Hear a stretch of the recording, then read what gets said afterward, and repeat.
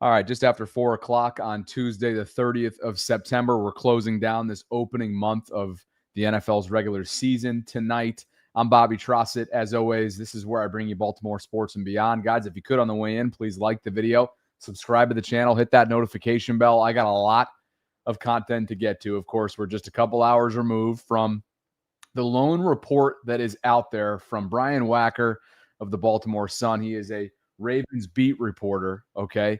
And what we know is courtesy of his reporting and according to his plural sources, Lamar Jackson is likely to miss Sunday's game against the Texans with a hamstring injury. It's not a surprise. And again, this is the lone report. I don't believe it's yet been confirmed. We'll learn more coming up on the collective tonight from Jeff Zrebiec of The Athletic to see what he has in store for us. That's at 8 o'clock. You know how it goes on Tuesdays. It's a 3-stream day. 2 hours on the vault, potentially 2 hours here because the live stream guest line is open.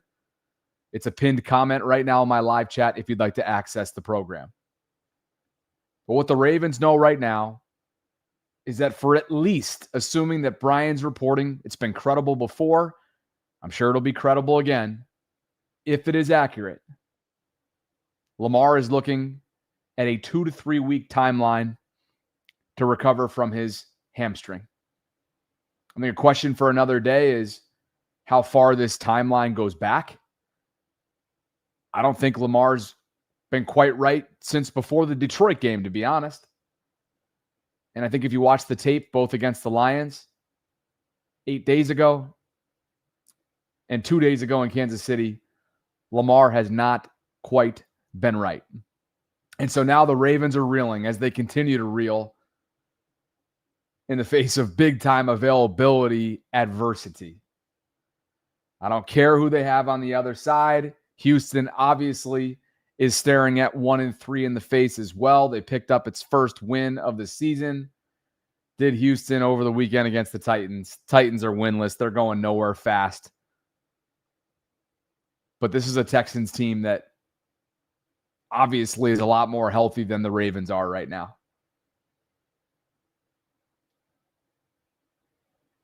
And so what does this mean moving forward?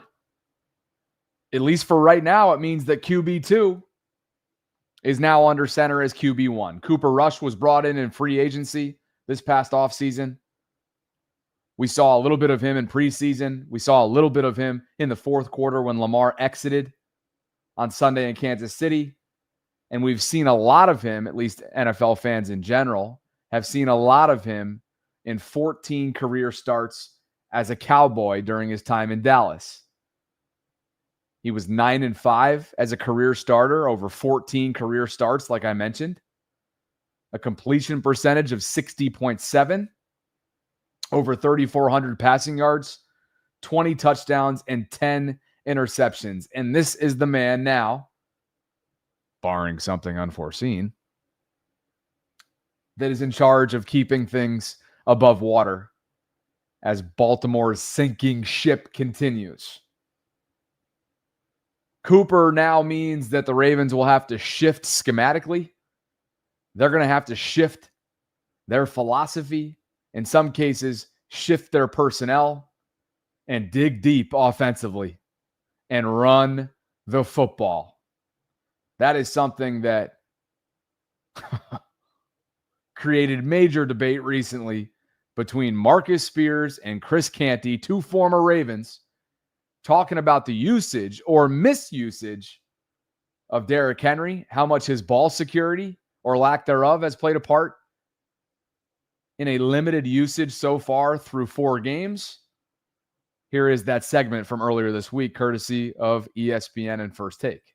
And a little bit of revisionist history. Yes. Yeah. You got to also understand that this same coordinator that was leading the league in runs AFC Championship ran game. 12 times in AFC Championship. AFC Championship game. Bruh, like I get take a beat my ass. Derek, don't fumble no more.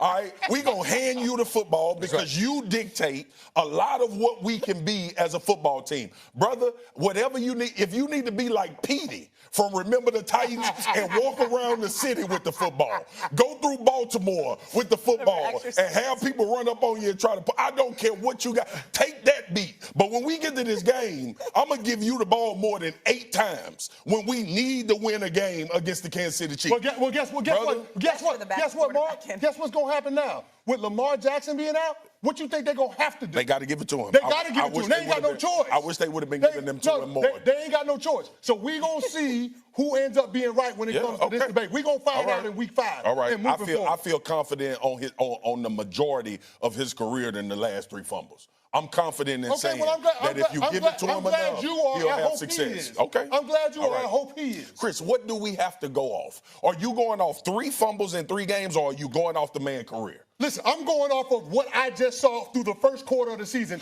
was him giving it up in consequential moments in the game. No doubt, and I agree with you. And I've been on television and said that Derrick Henry needs to stop fumbling the football. But I'm not going to say Steph Curry going to take a beat tonight because he's not hitting 3-pointers. I'm not going to do it. The dude he ran for 1,900 yards last year. This team has to have Derrick Henry touch the football at a minimum of 20 times a game to win, especially with Lamar Jackson not being available anymore. Lamar hamstring might not be pulled if Derrick Henry got the ball more than 8 times last week. Come on now. That's a hypothetical that nobody can prove. It's a hypothetical. It's plausible. You using hypotheticals about taking a beat and thinking you're going to fumble more? I'm not using a hypothetical. It's clear that it's a mental issue if you say that this is something that he's never done in his career. This is 10th. It's not physical. This is 10th or 11th year, right? Okay, yeah. He's took care of the ball as well as any running back in the league. But he's not taking care of the ball now when it's costing them games. All right. No, it isn't. Give it to him. No, it isn't. It's not costing them games. Excuse me. That defense costing them more games than his turnovers. That's a damn fact. You know that. Look, the defense, all right, first of all, Chris Canty, Marcus Spears, classic debate there on Derrick Henry usage moving forward, so on and so forth. I think we all know that while 2 of the 3 fumbles that he's had so far this season have been backbreaking, there's far bigger issues on the opposite side of the football. I think we all know that. Those of us that watched this team and have watched this defense for 4 weeks in the first 10 weeks of last year, we understand that. Okay. What we also, I think, understand is that now moving forward with Cooper Rush under center for at least the next couple weeks, attempting to keep this sinking ship above water, have to be able to effectively run the football. If you do not run the football, if you do not pound the rock, not only are you not going to have a chance to win, but you're going to put this offensive line in a position where they have to continue to put out tape that is straight up unacceptable in pass pro. Okay, Derrick Henry in week 1 against Buffalo, 18 carries, 169 yards. That's 9.4 yards per attempt and 2 touchdowns. Yes, the 4th quarter fumble, which was backbreaking. Okay. In weeks 2, 3, and 4 combined, Browns, Lions, and Chiefs, 31 total carries. That's 10.3 on average per game, 115 yards, 3.7 yards per attempt, and a touchdown. Now, while there's context that's obviously required when you rip these off in 2, 3, and 4, like leads and deficits in the case of Sunday's second half in Kansas City, it's clear that Todd Monken has to stop getting away from what the Ravens' identity is. And I think it begs the question, is there something related to a potential philosophical difference, a philosophical disconnect that's rearing its ugly head right now between John Harbaugh and Todd Monken? We spent a lot of time today on the vault speaking to the dichotomy, right, that was John Harbaugh's messaging related to Zach Orr versus John Harbaugh's messaging related to Todd Monken during his Monday press conference yesterday. It was night and day. One received his wholehearted support, and the other was, let's be clear, thrown under the bus. And while it was true and warranted, ultimately, we know that the bigger issue, at least statistically speaking, through 4 weeks now, has been a defense that ranks dead last in a number of categories. That's not to say that it hasn't been perfect, or I should say that it's not to say that it's been perfect offensively. It's not to say that it hasn't gotten really cute, overly cute, because it has. It's been imperfect, and I think Todd Monken's got cute in far too many ways. And a little bit predictable too, particularly on third down. And quite frankly, third and fourth down. The Derrick Henry usage, alignment, predictability, the tells have not been good enough. But for John to have gotten up there yesterday, and I get it, it's the National Football League, and Todd Monken's a big boy and he can handle it. But John Harbaugh should be in the limelight in this way as well, along with his two coordinators. It's been an organizational failure so far through 4 weeks. And yes, they are decimated with injury. We know that. But the days of being able to use the decimation of injuries as an excuse are long over. Updates on this graphic right here are as follows. Nnamdi Madubuike is out for the year. Broderick Washington at least for the next 4 weeks, which began on Sunday. KVN week to week with a hamstring. Travis Jones, we'll see this week. Pat Ricard's future is very uncertain with that calf. And when I say his future, I mean his recovery timetable and where he's at.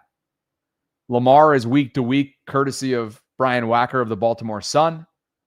Ronnie Stanley we'll learn more about tomorrow with the ankle. By the way, it's his as far as I know, it's his non-surgically repaired ankle, meaning it's his right ankle, as far as I know, when you watch the tape. Roquan Smith, a multi-week setback hamstring. Marlon Humphrey, multi-week calf setback. Nate Wiggins, we don't know. We'll learn more, obviously, this week as practice begins and so on and so forth. But is there an organizational, and when I say organizational, I'm talking about between the head coach and the offensive coordinator.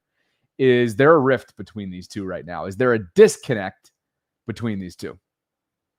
Todd Monken has too often abandoned the run, whether it's most infamously in the AFC Championship game or at other times as well, given the bell cow that's at his disposal at all times in a future running back in Derrick Henry. If this is about ball security and needing him to reset, or if this is a trust level issue like Chris Canty was suggesting that it might be, I just refuse to believe that. And Marcus Spears put it perfectly. If Steph Curry is cold from long range, are you going to sit him in the second half or sit him the following game? Hell no. Well, you never know in this world of load management in the NBA. But you know what I mean? You're not going to allow Derrick Henry to work himself out of this funk. Yeah, it's 3 fumbles, 2 of which have been really costly through 4 games. But they come in bunches. And he's earned the right, Derrick Henry has, to work himself out of this funk, if you want to call it that. So why are you handcuffing one of the greatest running backs to ever live? Dan Orlovsky had some thoughts on Monday Night Countdown yesterday prior to the doubleheader, one of which was a clunker in Denver for the Cincinnati Bengals. They are finding themselves in no man's land. Is Pittsburgh going to walk, and I mean skip, hop, skip, jump, whatever they want to do, into multi-playoff games at home? That'd be insane. Not out of the question. A lot of football left, but not out of the question. They got a 2-game lead over this division, or at least the Ravens. Dan Orlovsky. Are you about this Lamar news? Yeah, this is obviously an enormous deal. I think just because he's Lamar Jackson, the style of football that he plays, the style of football he allows their offense to play. I'd also say this, Hannah, this receiving group hasn't really been getting open versus man coverage. So we're talking about an unbelievably dynamic player that has had to run, I would argue, probably a little bit more or move a little bit more because their guys really just haven't been getting open against man coverage. And then the concerning thing is, I would say off the game yesterday, that's, I think, the worst I've ever seen the Baltimore Ravens get beat since I've been in this job. I think it's the most unprepared I saw the Baltimore Ravens since I've been in this job. You talk about an offense playing against a defense that loves to bring pressure, and they had absolutely no pressure playing against Kansas City. They look completely unprepared.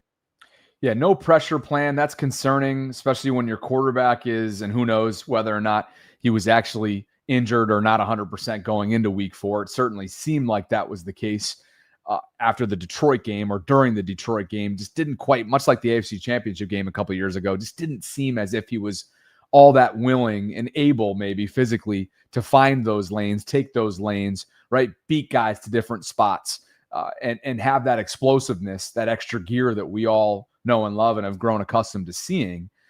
So that's concerning. And the lack of a pressure plan is even more concerning. I'm going to get to the guest lines here in just a bit. If you want to call in and share a thought on today's news, you can. I have the access link to join as a pinned comment right now in the live chat. The lack of a pressure plan, the lack of preparation is concerning.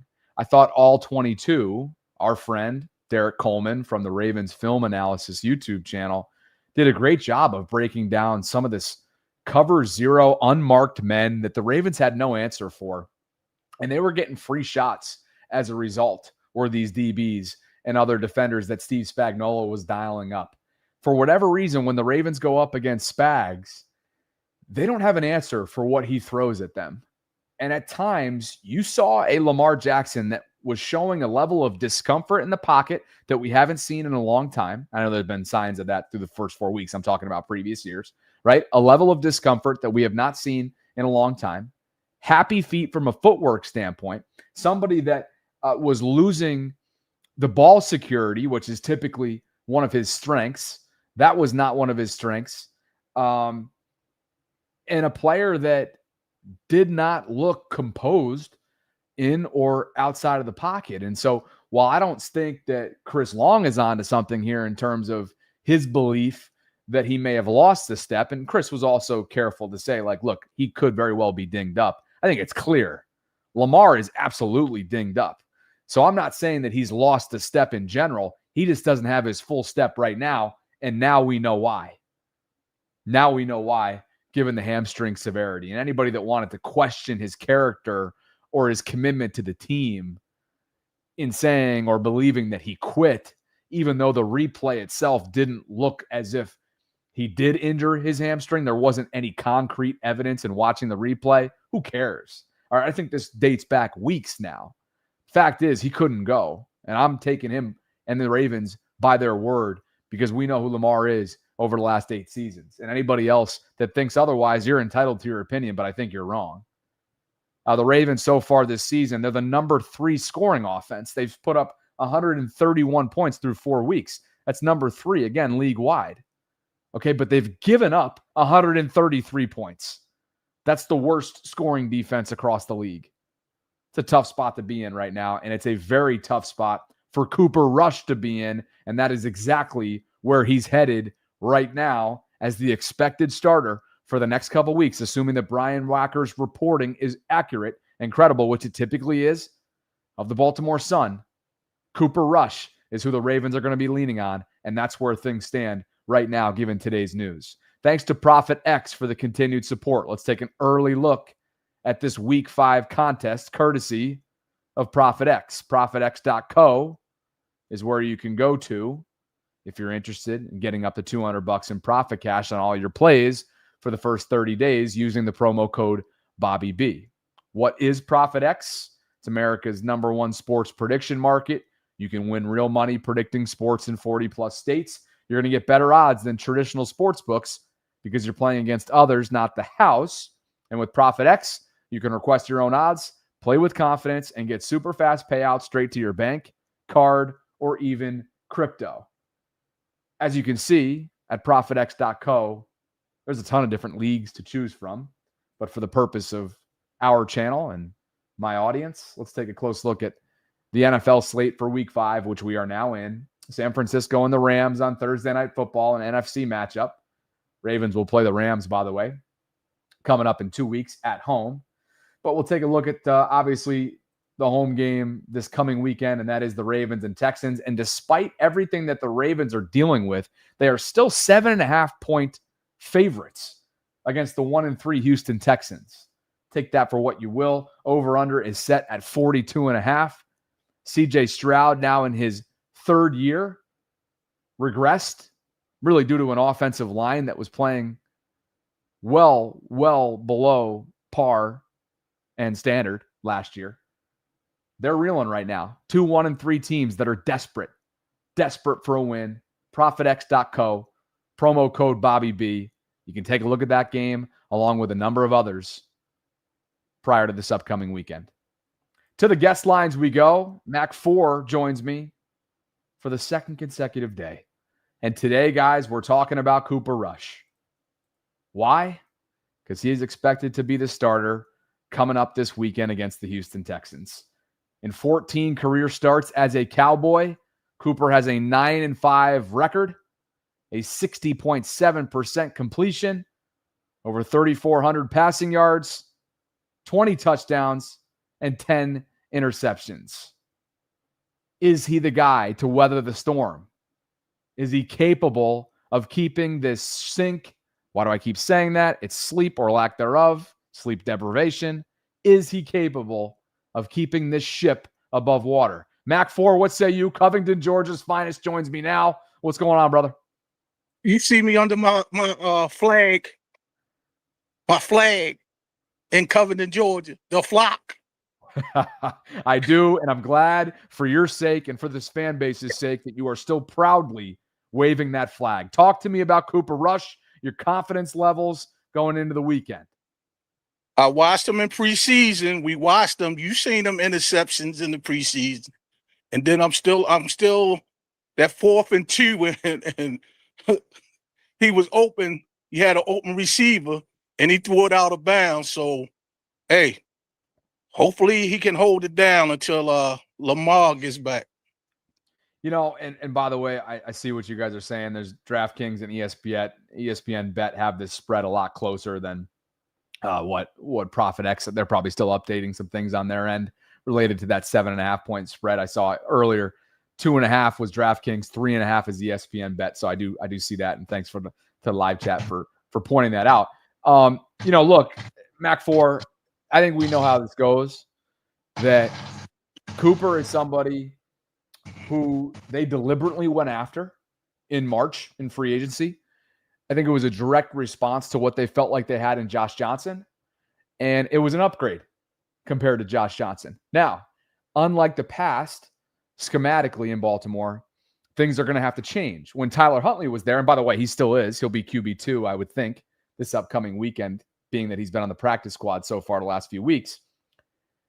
Schematically, when you had Tyler Huntley, you didn't have to change everything. Now you do. Now you do with Cooper. Now, granted, at the same time, Cooper has proven in a 14-game sample size that he is capable of weathering the storm and that he can manage an offense with talent around him. Yes, it's Dallas, but they had playmakers around him, much like the Ravens do. Here's the problem. He wants to air it out.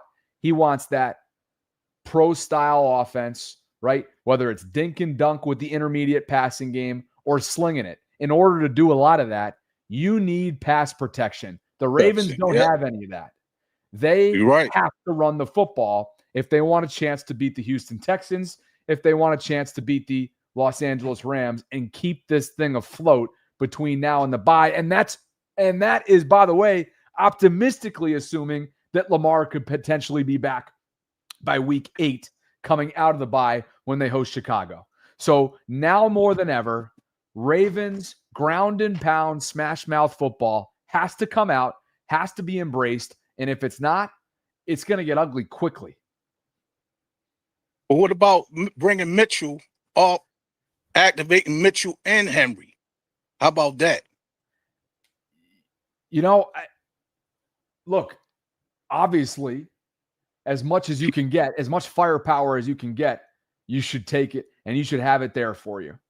And that would mean Keaton Mitchell to have that element of explosiveness, misdirection, speed, so on and so forth.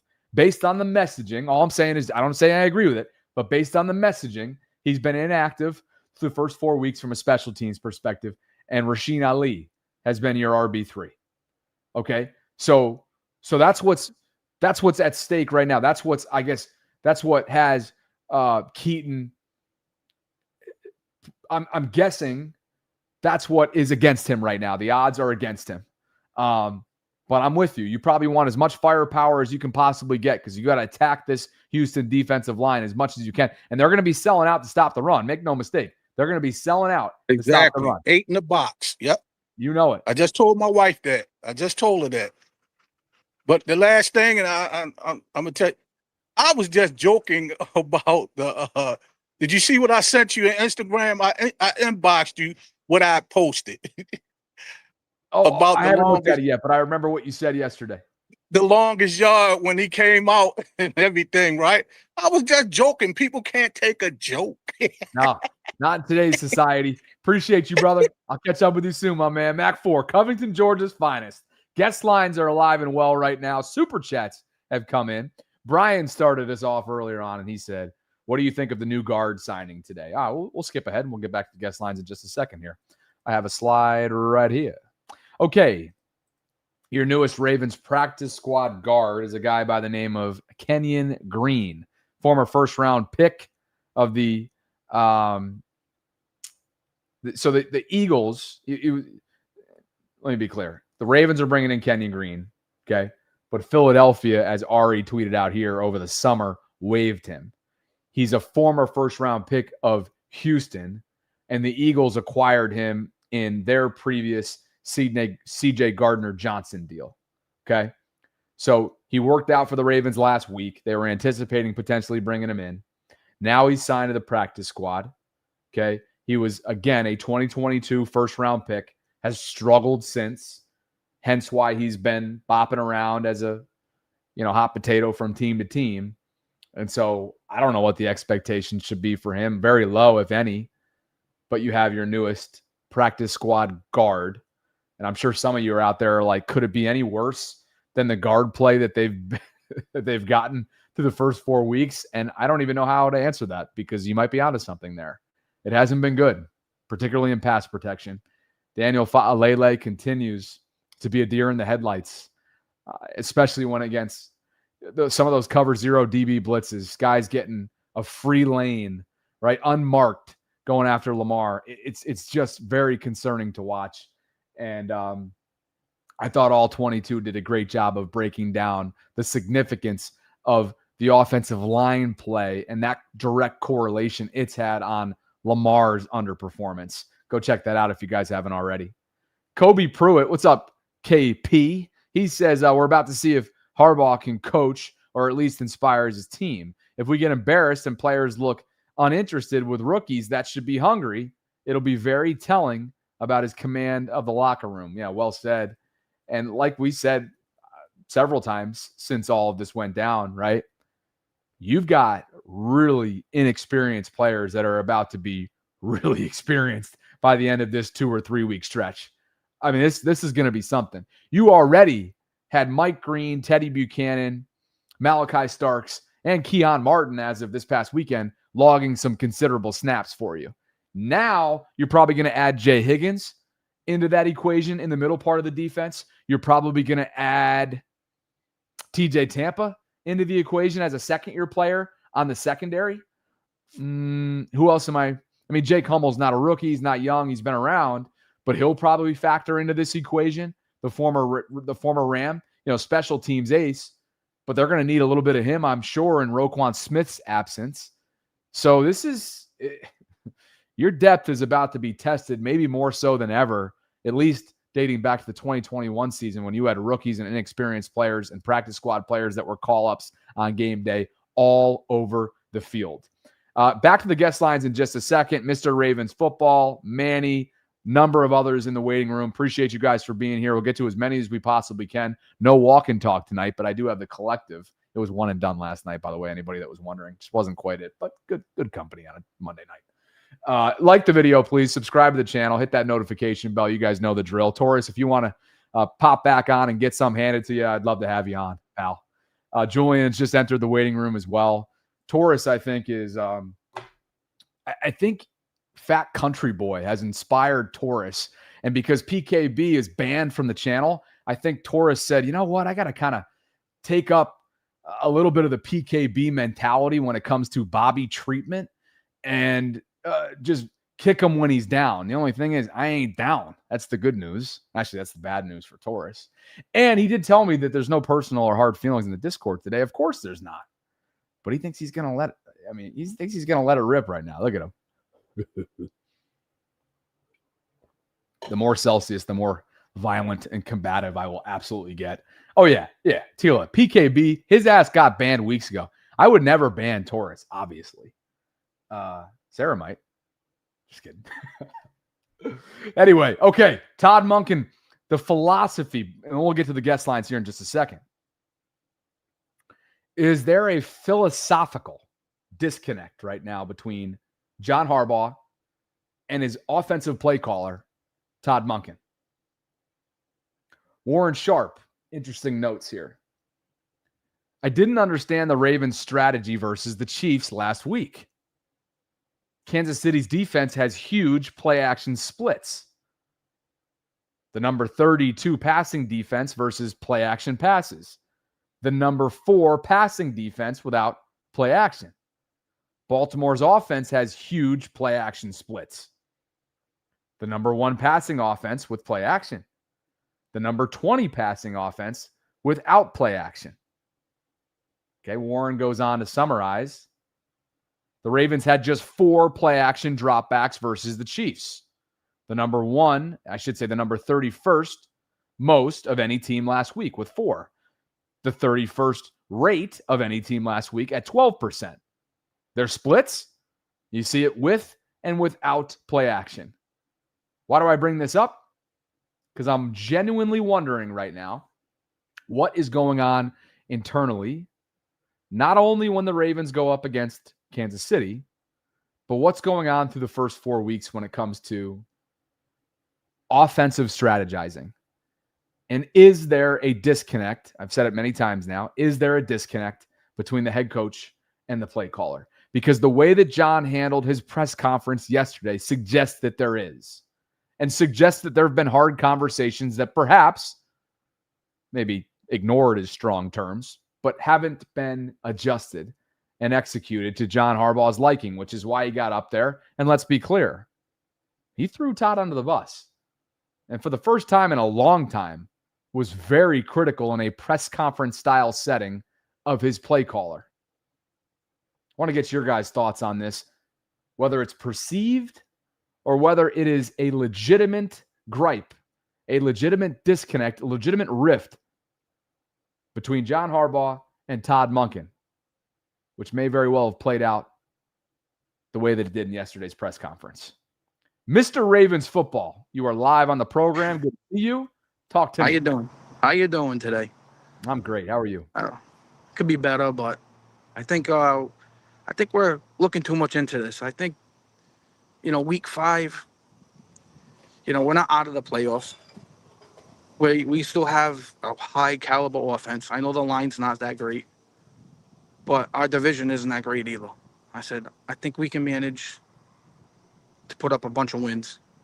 Not really scared about Cincinnati right now after that beating they got. I know it's not a good thing. Our offensive line don't look good. We're getting injured.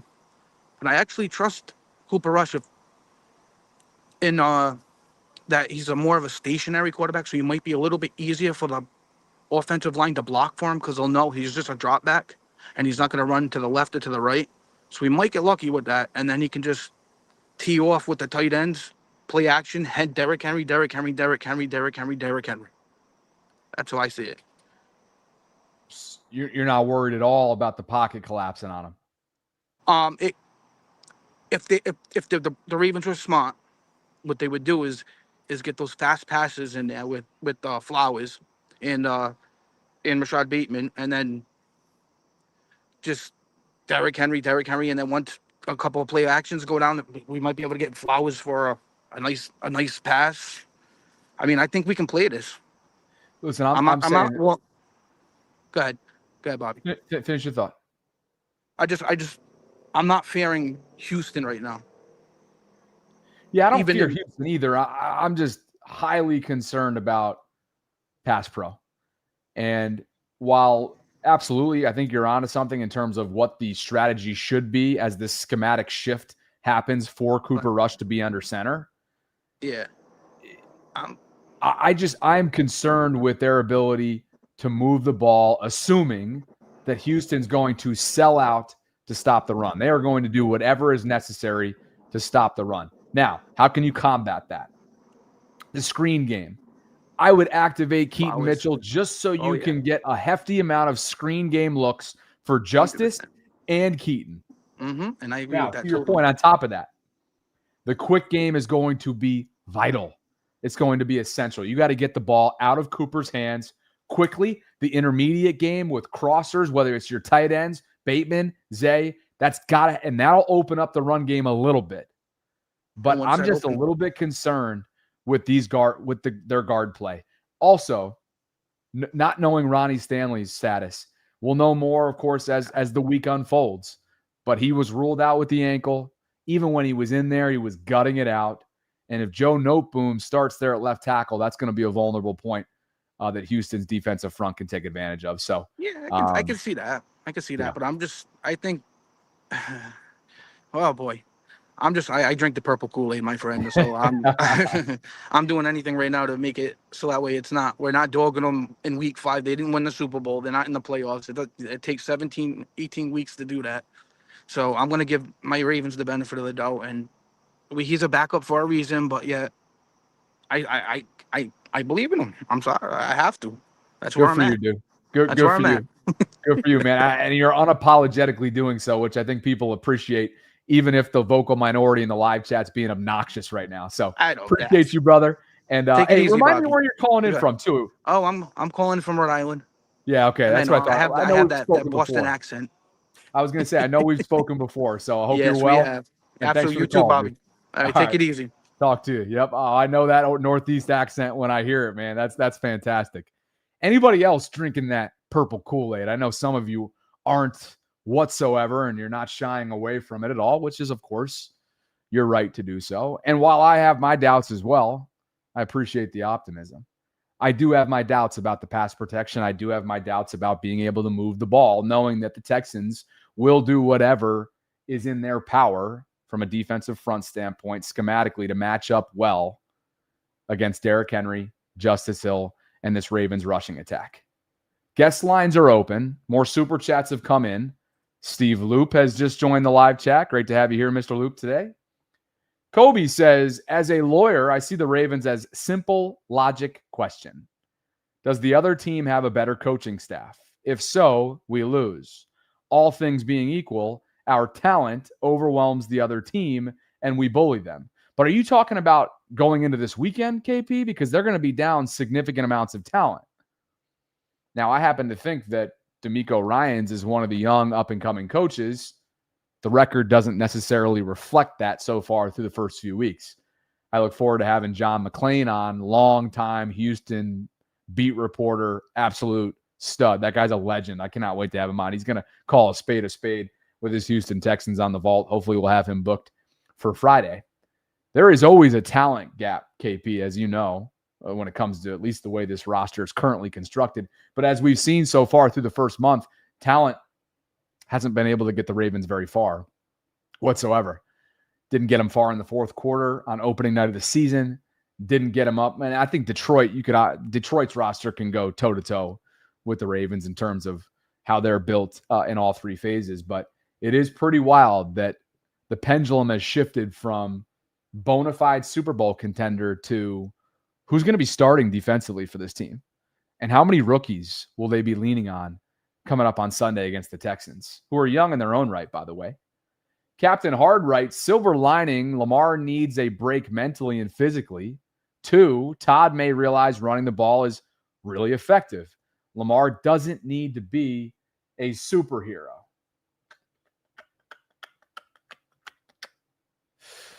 I don't know about the mental and physical break, to be honest with you. Like, I think that's more about Marlon Humphrey, to be honest. I could get behind that for Marlon Humphrey. Like, he probably needs a break after what he's put on tape. And now that he's dealing with his own injury for the next couple of weeks, you need Lamar at all costs. Lamar gives you a fighting chance week in and week out. And assuming that the Brian Wacker timeline that we discussed this show, I should say that we discussed at the top of the show, is accurate, knowing that they will be without Lamar potentially until after the bye, puts them in a position where they're at a crossroads. And the ship is sinking. It is steering off into uncharted waters. We haven't been here since 2022. And how are they going to respond? You've got a Hall of Famer in the backfield that has been misused so far through 4 weeks. And you've got folks on the national level talking like this, which is factual. I don't want to speak for you, but I think Baltimore is really good. At least I thought I did. I don't know what they are at the moment. It reminds me of the San Francisco 49ers. Last year? When you got the team, you got to try to get it done. And we watched the Ravens health has been on their side throughout the playoffs. They've lost some guys, but been able to withstand the storm and come back. Right. This is one of those years now you're injury riddled. Your best defensive tackle is out for the season. You're dealing with all kind of injuries in the back end. And now you're looking at a team, too, I think, is questioning their identity. We were there last week. We have never seen the Ravens get pushed around like that. They used to be the king of bully ball. Absolutely. Run the football, stop the run on defense. And we're seeing both of those get exposed right now. On defense, I know they're dealing with all sorts of injuries to the front, to the linebacking core now with Roquan out. But these guys, this is not the Baltimore Ravens that we've been used to. Yeah. And on top of that, they're so undisciplined. They've given up all these 2-point leads. They've given up penalties, big plays on special teams, turnovers. It's just it's been a team that you do not normally see. Right. With John Harbaugh, Ozzie Newsome. Like, this is not the typical Baltimore Ravens. Scott, being from that area, when have you ever thought you could hear the word soft associated with the Baltimore Ravens? Not never. Seriously, that's just not the identity, the DNA, the ethos, whatever you want to call it, of that team. At the moment that they're 1-3 and they played 3 good teams, they lost to all of them. It's important to mention Kansas City. We framed them with the idea that they were going to get people back. They don't have Rice back, but when you give it to X, what kind of a difference does that man make? Hey, you should have killed him. Because right now they're alive at 2-2. The Los Angeles Chargers lose, and you see how much of a difference Xavier Worthy made for this team. And by the way, in 3 weeks, Rashee Rice also returned. Yes. And yet again, the Ravens have no answers for the speed that Xavier Worthy presented them on Sunday in Kansas City.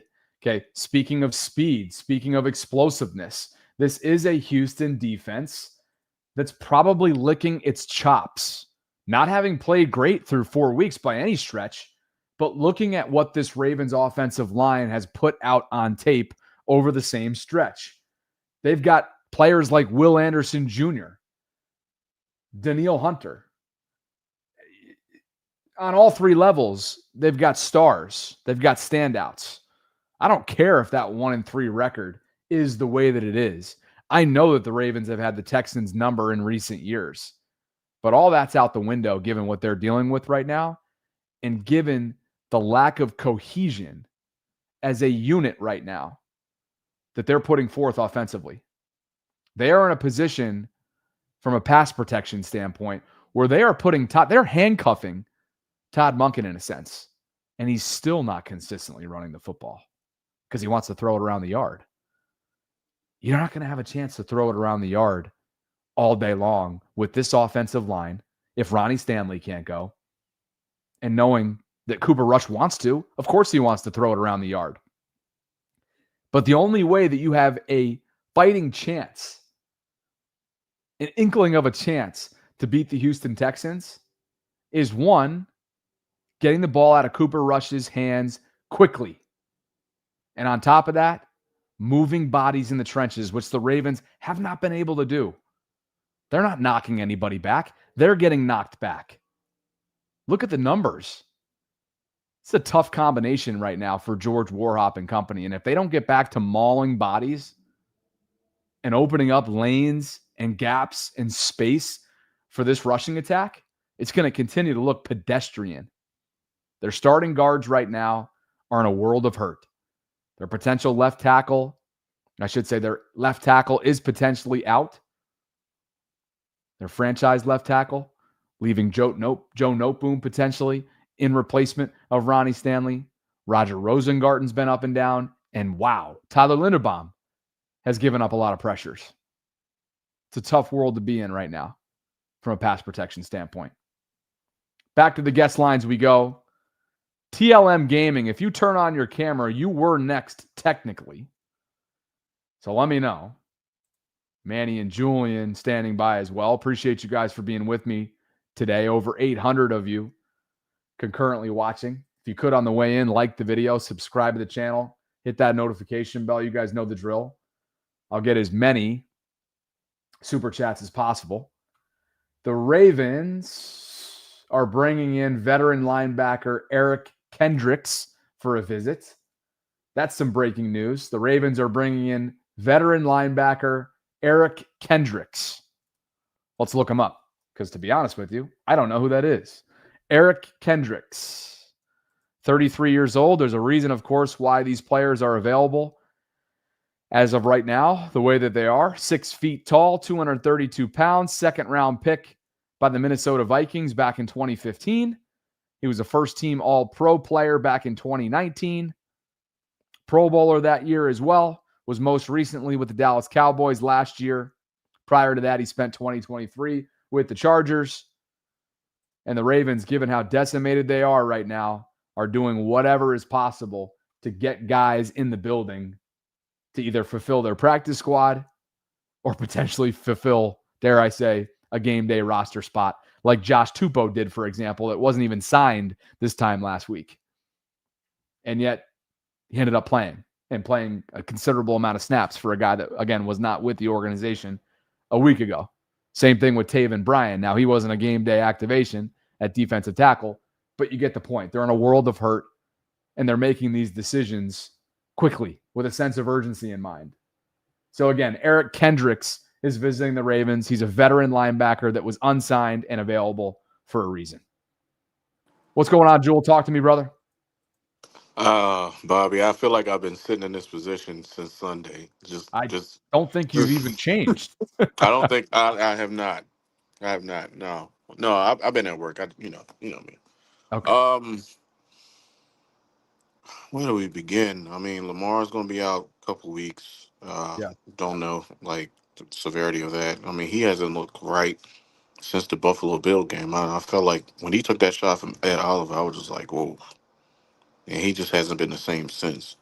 And then you're talking about 10 plus guys that's going to be out, that's starters, that's going to be out. Like, that's unheard of for any team to overcome. I mean, like Marcus Spears said last year, the 49ers dealt with that, with injuries last year. And now the Ravens are going through the same thing. But I feel like we've been going through injuries for a long, long time anyway, since, 2021 and 2015 and all that, all those years. So it just feels like that's been attached to our name for a long time. So Yo, I don't Jewel, know hey, where let me just cut you off for a second, because you just said something really interesting. And Yeah. I've heard from other folks, other players who think that this could be the case too.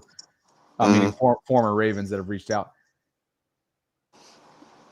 Do we think that Lamar's been down physically, not availability wise, but physically since that Ed Oliver hit? I think so. I've noticed his body language hasn't really been the same. I mean, we know when he's on and he's crap. You know how he usually is. But it's just like I went to that Browns game and then I saw the many times that he played in that and how many snaps, and I was looking at it from my point of view, and it was just like it was the same ordeal. I mean, yeah, he threw 4 touchdown passes, but it's just like it was quiet. It was just like it's not his usual self. Well, you Which don't is want to know weird. why. Yeah, it was the Yeah, same thing that we saw against the Lions in a sense. yeah, First of all, you got to credit Cleveland's defense. A lot of those lanes and gaps and open rushing opportunities weren't there. But right. when they were from time to time, you just didn't see that willingness to tuck it and go. So I do kind of wonder, the more that this gets brought up, and now that it is something that's ballooned into a multi-week setback type of thing, does this literally date back to 4 weeks ago? Yeah, I believe so. I think it definitely dates back to that Bills game, that last shot that he took against Ed Oliver. I think it does because it was a vicious like hit. I've never seen him get hit like that. I mean, he's gotten hit, but not like that. Yeah. That was extreme. I thought he was going to be out for weeks or something. I thought he had a concussion getting hit like that. Yeah, I was going to say, I'm actually going to bring that up just so that we can have a conversation around this. Because, again, I was just reached out to by a former Raven today that suggested that might be the case. And by the way, if you're just tuning in, the Ravens, as you see up on the screen, are working out Eric Kendricks. He's a veteran linebacker. Okay, there's a reason why he's unsigned right now. He spent last year in Dallas, but that's who they're bringing in this carousel that is, players coming in and out for practice squad, roster fulfillment, potential game day activations, and everything else they're dealing with, given the amount of inexperience that they're about to have to lean on, knowing what they're dealing with in the injury category. But let me pull this Ed Oliver hit up, okay? It was a full leveling of Lamar Jackson back in week 1 on Sunday Night Football, okay?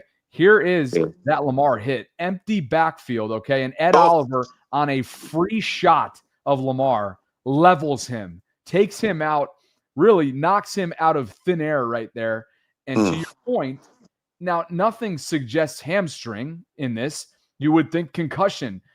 Knocked the wind out of him. I mean, this is an unbelievably vicious, and by the way, legal. Should it have been called? We've seen a lot. We've seen a lot less called. I think we know that.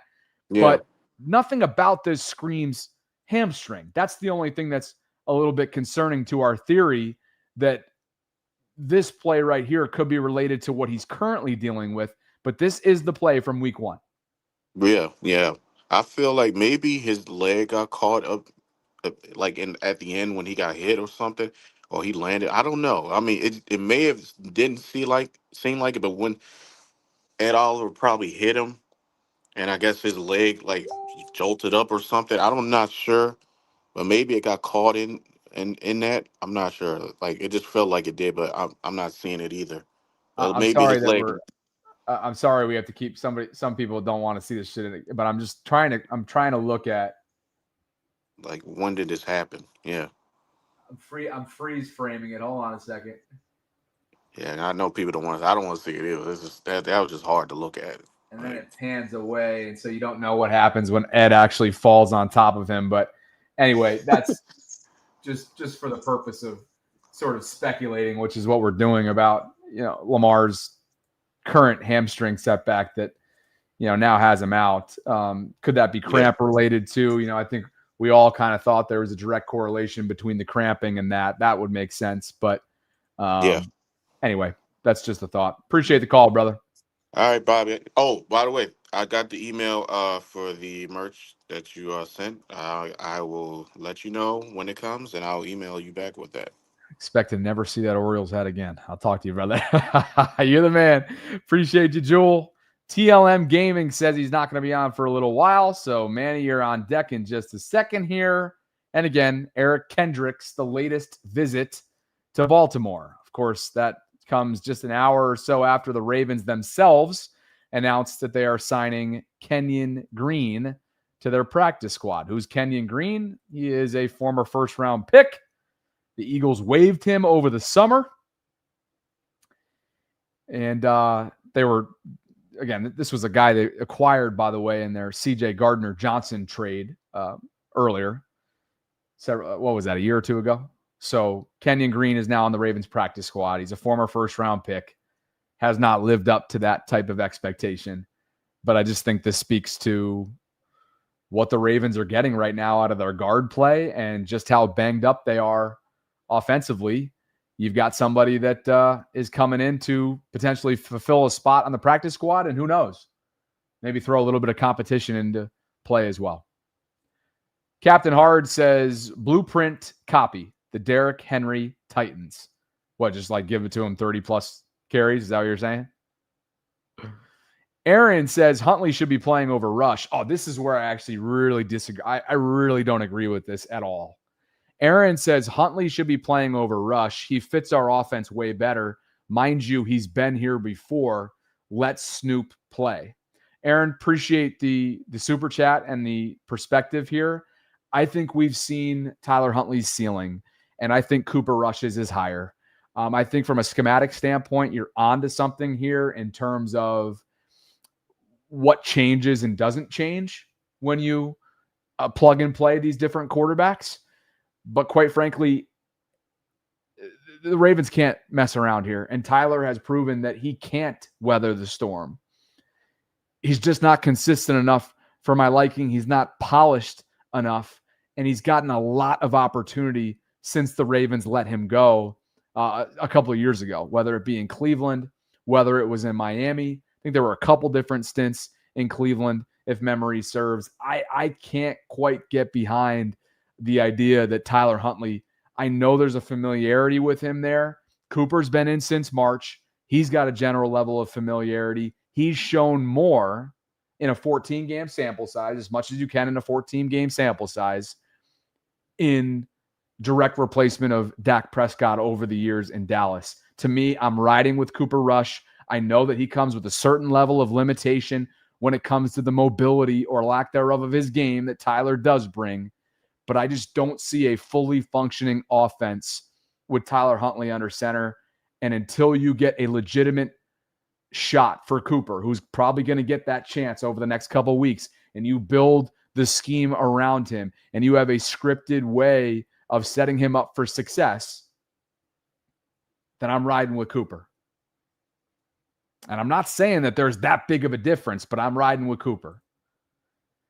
KP is back. He writes, there is a concerning pattern of the Ravens being unable to pivot away from bad investments and high picks. Owe, Ajabo, Isaac, or passion projects. The defensive line. We need to cut bait. Or who's DL? Am I forgetting who DL is? We need to cut bait before depth suffers. Yeah, look, Ajabo's not going to be with this team next year. Always trending towards not being with this team next year. Adisa Isaac is not even available right now. It hasn't been a good track record for this Ravens team when it comes to pass rushers. They've gotten a lot of production over the last 2 years from KVN, but he's down with a hamstring right now. He was one of their most productive through the first 2 weeks before he went down. Same thing on the interior with Nnamdi Madubuike. He had 10 pressures and 2 sacks through 2 weeks. Guys, guess how many sacks they have as a defensive front over the last 2 weeks without Nnamdi? 2. As many as Nnamdi had the first 2 weeks. Not good. Odafe Owe hasn't even been playing as much as you expect in a contract year. And as somebody that hit the double-digit sack category a year ago. He logged less than 50% of the snaps in Kansas City. It's a defensive front that doesn't scare anybody, is not getting home with a 4-man rush, and at times has looked winded. Now, they're playing a lot because of what the offense is doing in recent weeks. There's no excuse. Captain Hard writes, remember they said cramps in the Buffalo game?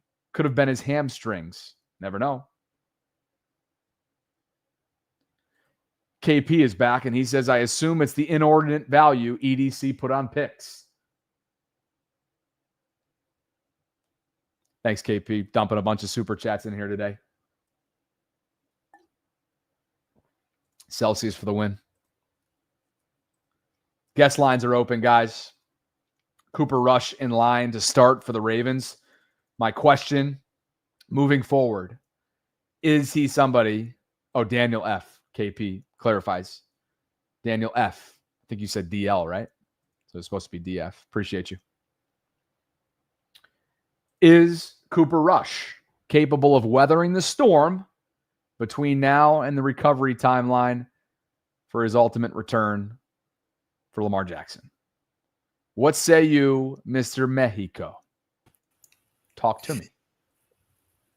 Oh, we're going 1-5. You're confident in that?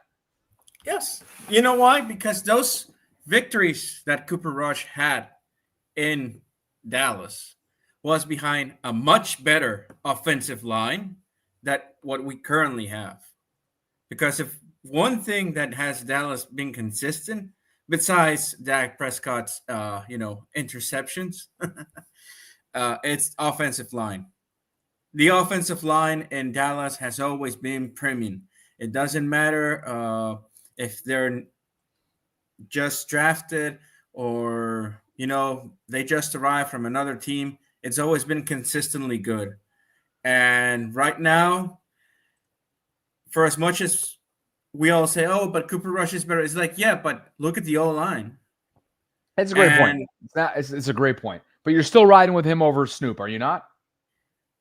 Yeah, more so because Snoop, when he arrived, it was almost the beginning of the season. Rush had already at least studied Monken's playbook. Oh, speaking about playbook, because you said that Monken doesn't run the ball. That phenomenon actually has occurred even before Monken and Lamar. Always in the playoffs after the Super Bowl. What is the one thing Harbs refuses to do? Run the ball. It's plain and simple, because you had me thinking. It's like, okay, what we did in 2014 against the Patriots? It was pure passing. I didn't see Justin Forsett run the ball. And we were, in that season, running effectively the ball. And we had Gary Kubiak. It's always been the plan of Harbaugh just to switch it up. And I don't understand why. We did the same with in 2018 on the first Lamar playoff. It's like, if you're running the ball effectively, why pass when you need to build confidence on Lamar on that type of game? 2019 with Greg Roman, the best running offense. What did we did against the Titans? Not run the football. Yeah, I think there's as much as you want to talk about the disconnect, which I already have throughout the hour plus of this show between Todd and John, the perceived disconnect between John and Todd, it does date back pre-Todd. By the way, Jeff Zaribek, well, we're going to talk about all this and more in less than 3 hours from right now on The Collective. Zaribek says the Ravens have released Sam Mustipher from their practice squad. They've also, again, granted tryouts to Eric Kendrick. They did last week to Kenya Green. He's now been signed as a practice squad. So expect a lot of more of these moves to be coming down the timeline, given where they are right now from an injury perspective. But that's what's going on right now because of this graphic right here. So that's where things stand. Any other comments from you, brother? It's going to be 1-5, and I really hope that Rush doesn't get injured because of that offensive line play. Like, I saw Chris Jones on the Kansas City game line up against Falala and Voorhees, and he was coming in clean. And it's like Linderbaum, Rosengard, and what we had of Stanley and Noteboom had no help from the guards. And I think it signifies a lot that Harbaugh's projects, like the chat said, Harbaugh's projects are just not working. We're not getting the quality players that you advertise the year that you drafted him and wasted a draft pick on someone injured. You could have grabbed him undrafted. So, yeah, I think passion projects is like philosophy change, actually. Just philosophy change has to do. So I'll see you on The Collective. Look forward to it. Appreciate you, brother. 8 o'clock tonight. Jeff Zaribek, Cole Jackson, and myself give you yet another edition of The Collective. And it's going to be really interesting to hear what Jeff has to say. There's been a lot that's taken place, of course, since Sunday's loss, including the lack of accountability, if you will, from some of the leaders. I want to hear Jeff's take on that. I want to hear Jeff's take on how John Harbaugh handled his press conference yesterday. There's a lot of reasons to tune into tonight's Collective, which is coming up again at 8 o'clock. If you haven't already subscribed to that YouTube channel, we would love for you to do so.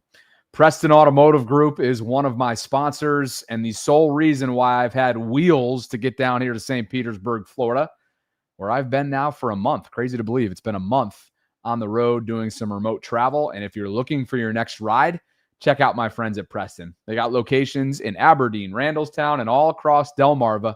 Preston has the selection and the deals to get you on the road today. If you click on the link that's included in my show notes, it'll take you to my landing page, and you can cash in on a few different things. One, $500 towards a newer pre-owned vehicle if you let them know that I sent you, or two, buy 4 tires and receive 50% off your alignment. You've got over, what's the number? Let's see.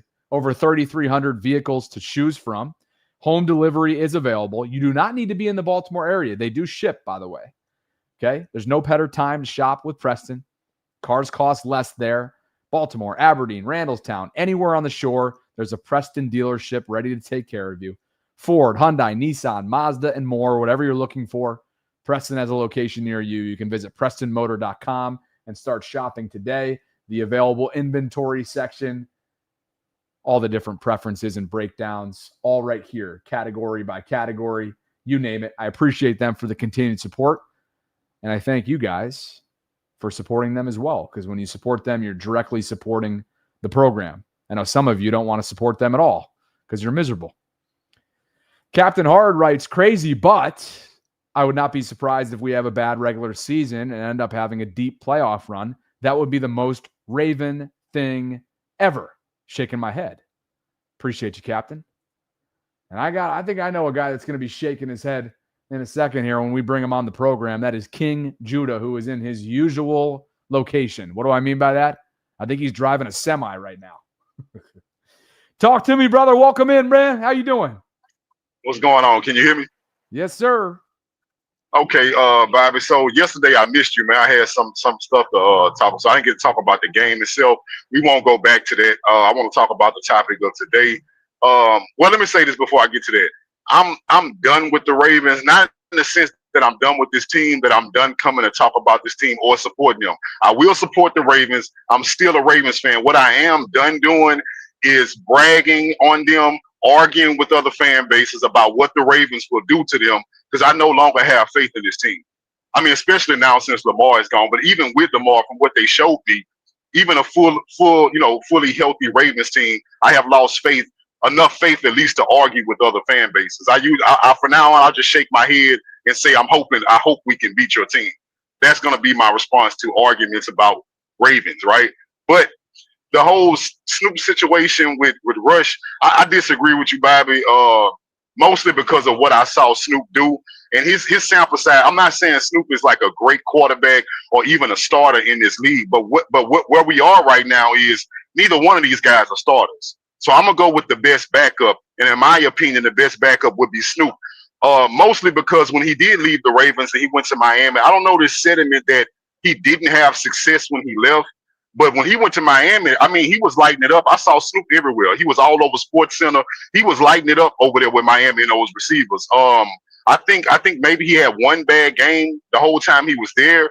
But I also look mostly at what he did while he was at the Ravens, more so the preseason, because I'm only going to compare them both as preseason quarterbacks for the Ravens. So when Cooper Rush was a preseason quarterback for the Ravens, he barely did anything. At one point, he threw an interception every preseason game he was in, while Snoop Huntley, from what I remember, didn't lose a single game as a Raven as in the preseason. And that's whether you had Snoop starting with the starters or playing with the second team. And when you put Cooper Rush out there with anybody, the starters of the second team, he has proven that he will throw an interception, and he's not guaranteed to get a win for the Ravens. Also, with Cooper Rush, the sample size that we have of him shows that we don't know what he'll bring to the table. We do know that he will completely change the offense. So if the offense wasn't clicking with our Hall of Fame quarterback Lamar Jackson in a system built around him, what makes us think that the offense will click if you completely change the offense for Cooper Rush? And that's my reason for thinking that Tyler Huntley would be the best person. Yeah, go ahead. Let me get in here for a second. All right, let me get in here for a second. So a lot of great points.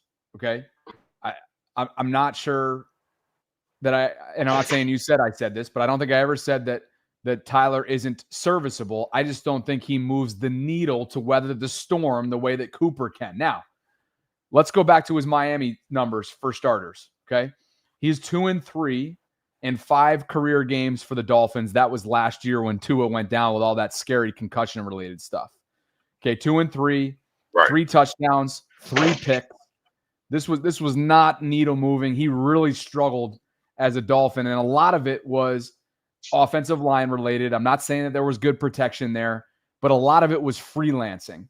Okay, that's the lasting impression I have of Snoop, a lot of which, by the way, was on primetime football during his time as a Dolphin last year. Okay, where Cooper comes in for me, it's not just the 14-game sample size in Dallas, and I thought Manny made an astute point.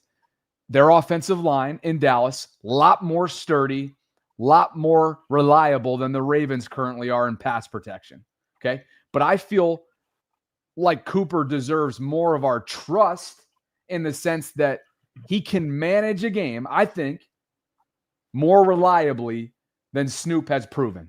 And so at least for the first game, Judah, I got to ride with Cooper Rush based on what I've seen. You're not wrong. He looked very subpar and underwhelming in the preseason, but we all know that there can't be a period after preseason.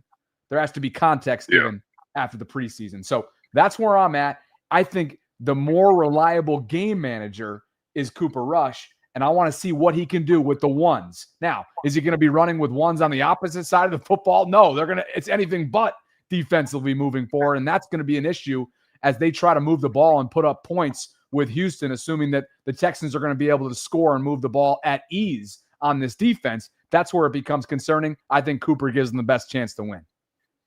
Right. And I agree. Let me say this before I get off. I don't think you're wrong at all because I can't prove that Snoop is better, right? So like I said, they both are backups. But my biggest fear is that the team couldn't get it together with everybody there, including our Hall of Fame quarterback. I just don't see – I see them falling apart even more when you change the entire offense for Cooper Rush. But I guess we'll see. Thanks for the call, brother. Safe travels out there. Always bringing it. Appreciate you guys for being with us. Over 900 concurrents at the moment. Folks are asking, like Taurus, what Cooper Rush's record is. 14 career starts as a Dallas Cowboy. Replaced Dak Prescott a couple different seasons with his injuries. He's 9-5. Completion percentage, 60.7. Over 3,400 passing yards, 20 touchdowns, 10 picks.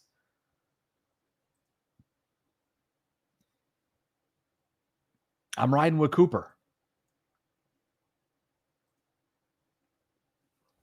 It's certainly an upgrade over Josh Johnson. I know that. Can we all agree on that?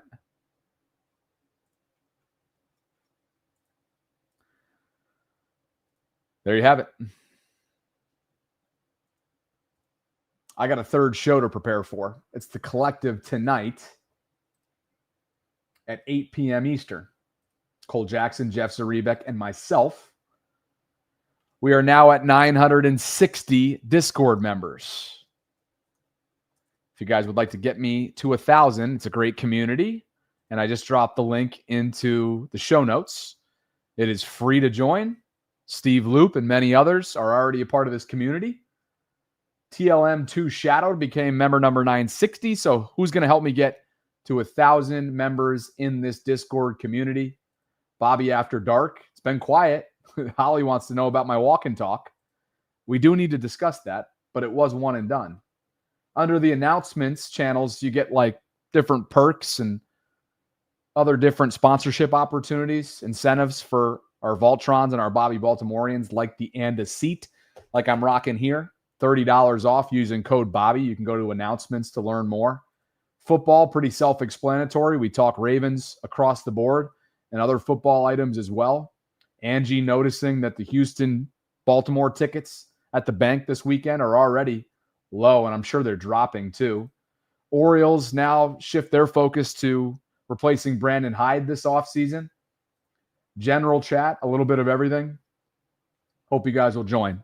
Again, it is free to do so. You get a shout out when doing so. I just dropped that link into the show notes, into the live chat. I'll do it once more right here. Free, won't always be. Appreciate you guys for being with me. Thanks for the love. 8 o'clock Eastern, the Collective. Go subscribe if you haven't already. Jeff Zaribek, Cole Jackson, and I will have plenty to discuss deep into the night tonight. Catch up with you guys soon. Thanks to Preston Automotive Group. Thanks to ProfitX. Thanks to all of our sponsors that make this channel go. And thanks to all of you, most importantly, for spending some time with me this evening. Catch up with you guys soon. Later.